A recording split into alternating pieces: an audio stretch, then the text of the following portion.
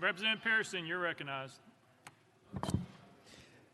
This legislation and legislation like it, unfortunately, continues a trend that I've seen even coming through our Committee of State Government, which I have the good privilege of serving on, of continuing xenophobia and legislating it with resolution and laws. The reality is there are challenges at the border, as Representative mentioned, as it relates to a humanitarian crisis. It's not a myth to anybody that there is work that needs to be done to ensure that people who are coming to our border seeking relief, seeking asylum, are in need of having expedited court hearings. So we need more judges. We understand that there are needs that we have at our border to make sure people still have access to clean water, make sure they have access to utilities. We know what it means to care for folks who are coming up from any of our borders who are in need of care. But this legislation, which encourages further militarization and actually calls human beings illegal, is immoral, is wrong, is unjust, and is not something that this body should be supporting. There are ways to address the issue of illegal immigration. Encouraging people to send troops and National Guards members to the border is not one of them. The Tennessee General Assembly should be ensuring that our resources are going to preventative solutions in helping our community, not further militarizing the border in support of Governor Abbott. I believe there are two very real issues with this resolution. And resolutions matter because they are the voice of 7 million people who we have the good privilege and fortune to represent here. And my constituents in District 86 are not xenophobic. My constituents realize a humanitarian crisis when they see one and are thoughtful enough and are capable enough to think critically about resolutions and solutions instead of political grandstanding on behalf of a political party. If you look at the guarantee clause of our Constitution and you actually look at case law, which I encourage my colleague to do when this was before our committee,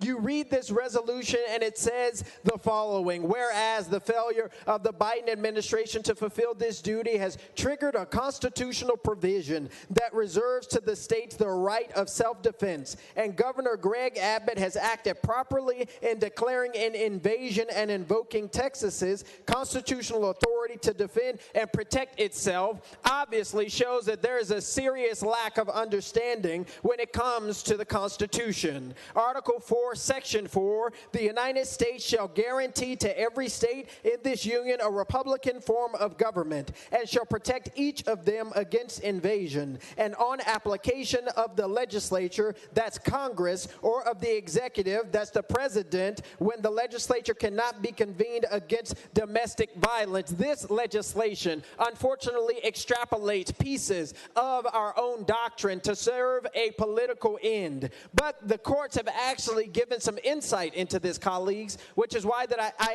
ask that you do not support this resolution. And Luther v. Borden, the Supreme Court in 1849 says this: Luther further held that it rested with Congress to determine the proper means to fulfill the guarantee of protection to the states against insurrection. Not xenophobic people at the Texas border, not racist folks who want to keep others out, not people who don't care about the humanity of people who are crossing the border and who are seeking asylum and who are in need of help, not them. Luther says that it is on Congress's responsibility. And further, Justice Taney, who I disagree with on so many things, said the president must of necessity decide which is the government and which party is unlawfully arrayed against it before he can perform the duty imposed upon him by the act of Congress. The political determination is not subject to judicial review. We continue to do things that are politically motivated and anti-constitutional, which will and do harm this constitutional democratic republic. This resolution sponsor flies in the face of the Constitution and its guarantee clause. It meets a political end for you and for my colleagues who are standing there, but it does not address the very real issues that we must, including the issues of immigrants who are in our state who are in need of more support in order that they can be and can become citizens of our great state. We cannot continue to pass xenophobic resolutions or laws and expect that that's going to solve a single thing. Recognize the history, be honest about the facts, and then present real solutions. This is not that. Representative Barrett. Thank you, Mr. Speaker. There's a lot there, so if you'll bear with me, members. First, to the member from Shelby County, you'll be surprised, I think, both you and your colleague from Davidson County, that I actually agree with you in part. This is a humanitarian crisis.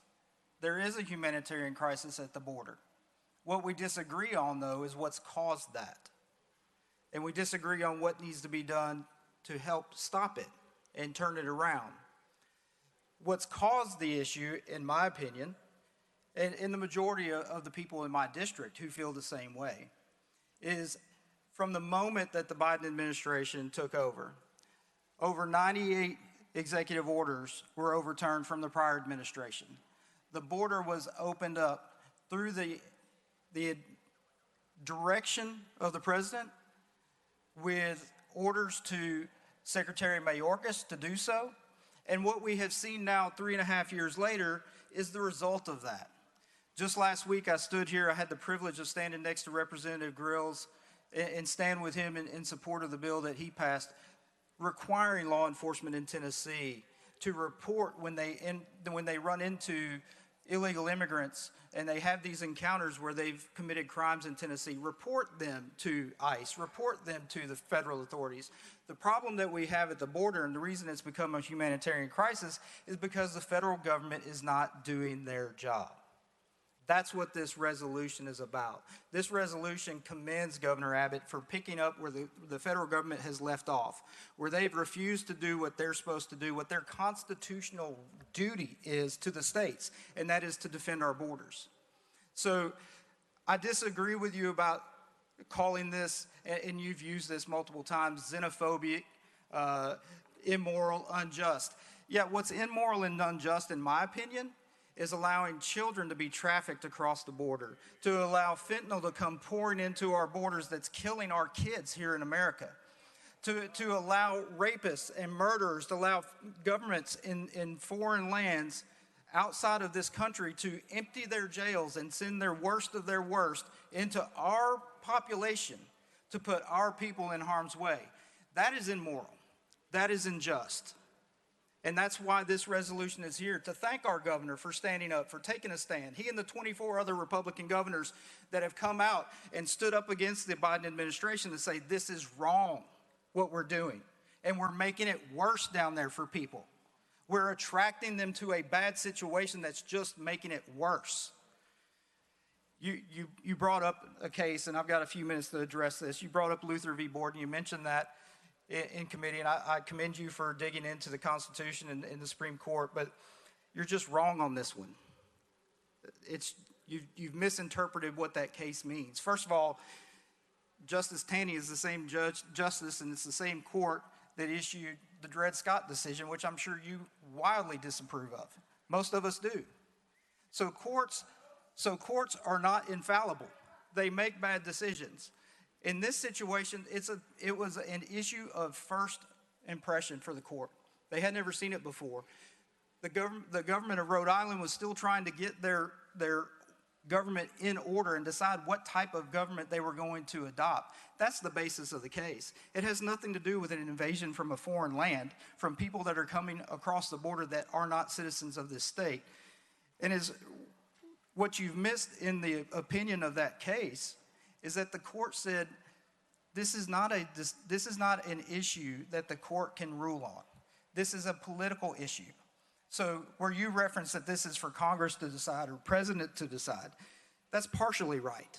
The court said that they can't issue a ruling on this because it's a non-justiciable issue, which means we're here as a body, a political body, to say we support what Governor Abbott is doing. We support that he in Texas and the National Guardsmen, the ones that our governor has sent down there to help, and 24 other governors have done the same. We support their efforts to secure our border, secure Texas' border, because this is not